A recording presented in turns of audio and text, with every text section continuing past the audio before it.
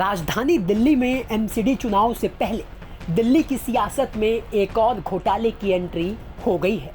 जी हां, बता दें कि एंटी करप्शन ब्यूरो यानी कि एसीबी ने दिल्ली जल बोर्ड में कथित घोटाले और अनियमितताओं वाले मामले में बड़ी कार्रवाई करते हुए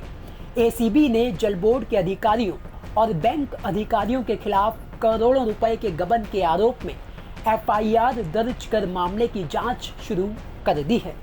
तो वहीं आपको बता दें कि दिल्ली जल बोर्ड में हुए इस कथित घोटाले के आरोपों को लेकर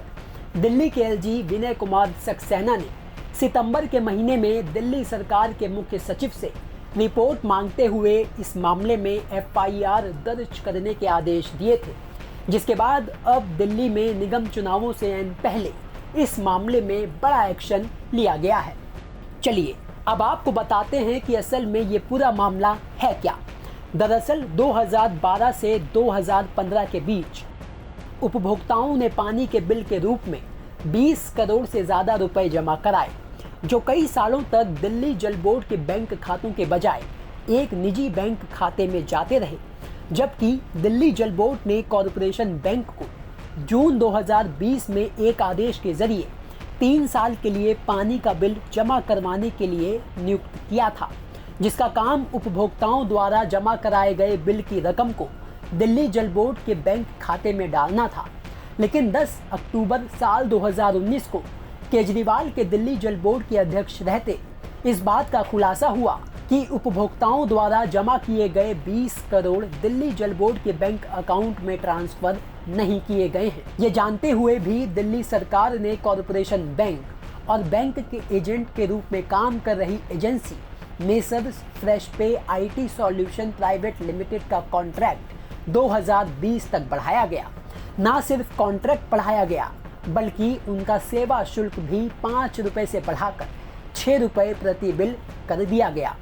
अब चुनाव का मौसम हो और ऐसे किसी बड़े घोटाले की फाइल खुल जाए और उस पर सियासत ना हो, ऐसा हो नहीं सकता।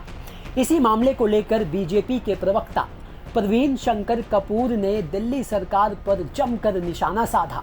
और सीधे सीधे इस कथित घोटाले के तार आम आदमी पार्टी के नेताओं से जोड़ दिए। अरविंद केजरीवाल सरकार के दिल्ली जल बोर्ड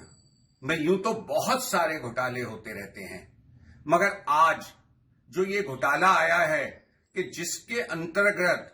20 करोड़ रुपए से अधिक कर्मचारियों ने इकट्ठे किए और अपनी जेब में रख लिए, अपनी जेब में नहीं रखे, उसका एक बड़ा हिस्सा संभवतः दिल्ली जल बोर्ड के तत्कालीन उपाध्यक्ष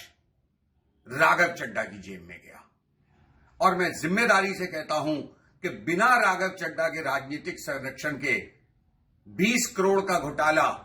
कोई कर्मचारी नहीं कर सकते। उपराज्यपाल जी से निवेदन है, इसकी जांच कराएं और आम आदमी पार्टी के जो नेता दुर्गेश पाठक जैसे अक्सर नगर निगमों पे